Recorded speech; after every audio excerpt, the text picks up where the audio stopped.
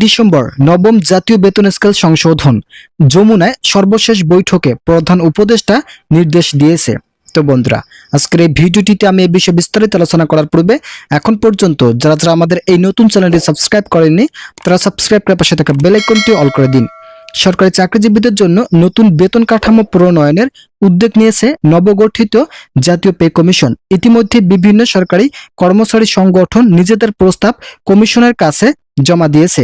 সর্বমহলে এখন আলোচনার বিষয় কবে থেকে এই নতুন বেতন স্কেল কার্যকর হবে। নির্ভরযোগ্য সূত্র ও সরকারের অর্থনৈতিক উপদেষ্টাদের মতে নতুন বেতন কাঠামো আগামী বছরের শুরুতেই অর্থাৎ জানুয়ারি 2026 থেকে কার্যকর হওয়ার প্রবল সম্ভাবনা রয়েছে। জাতীয় বেতন কমিশন ডিসেম্বর মাসের মধ্যেই সরকারের কাছে তাদের চূড়ান্ত সুপারিশ জমা দিতে চায়।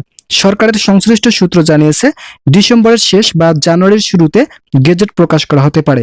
এরপরেই জানুয়ারিতে নতুন বেতন কাঠামো কার্যকর হবে বলে আশা করা যাচ্ছে। অর্থ উপদেষ্টা ডক্টর সালেহুদ্দিন আহমেদ সম্প্রতি জানিয়েছেন পে কমিশনের সুপারিশ বাস্তবায়নের জন্য প্রয়োজনীয় অতিরিক্ত অর্থ সংশোধিত বাজেটে বরাদ্দ রাখা হবে, যার কাজ ডিসেম্বর থেকেই শুরু হবে। তার মতে গেজেট প্রকাশের উপর বাস্তবায়ন নির্ভর করলেও নতুন কাঠামো আগামী বছরের শুরুতে বাস্তবায়িত হওয়ার সম্ভাবনা অনেক বেশি। ভিডিওটি চলাকালীন সময় এখন পর্যন্ত যারা যারা আমাদের এই চ্যানেলের নতুন সদস্য আছেন তারা সাবস্ক্রাইব করে পাশে থাকা বেল আইকনটি অল করে দিন। নতুন বেতন কাঠামোয় বেতন বৃদ্ধির হার নিয়েই সরকারি কর্মচারীদের মধ্যে সবচেয়ে বেশি আগ্রহ ও আলোচনা তৈরি হয়েছে।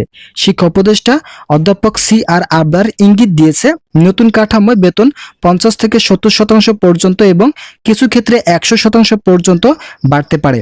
বাংলাদেশ সরকারি কর্মচারী কল্যাণ ফেডারেশন দাবি করেছেন আগামী 5 বছরের মূল্যস্ফীতি বিবেচনায় সর্বনিম্ন বেতন 35,000 টাকা নির্ধারণ করা হোক। অন্যদিকে সরকারি কলেজ শিক্ষক সমিতি সর্বনিম্ন বেতন 32,500 টাকা নির্ধারণের প্রস্তাব দিয়েছেন। প্রশাসনিক ও অর্থনৈতিক দিক থেকে দ্রুত এই পে স্কেল বাস্তবায়নের দিকে সরকার গুরুত্ব দিচ্ছে। পাশাপাশি সরকারি কর্মচারীদের দক্ষতা ও জবাবদিহিতা বাড়াতে GPMS নামে নতুন কর্মমূল্যায়ন ব্যবস্থা চালু করার প্রস্তুতিও চলছে। ধারণা করা হচ্ছে নতুন বেতন কাঠামো কার্যকর হওয়ার আগেই এই প্রশাসনিক সংস্কারের কাজ চূড়ান্ত হবে। সব মিলিয়ে প্রায় 15 লক্ষ সরকারি কর্মকর্তা কর্মচারী এখন অপেক্ষায় আছেন ডিসেম্বর মাসে কমিশনের রিপোর্ট জমা ও জানুয়ারিতে গেজেট প্রকাশের জন্য।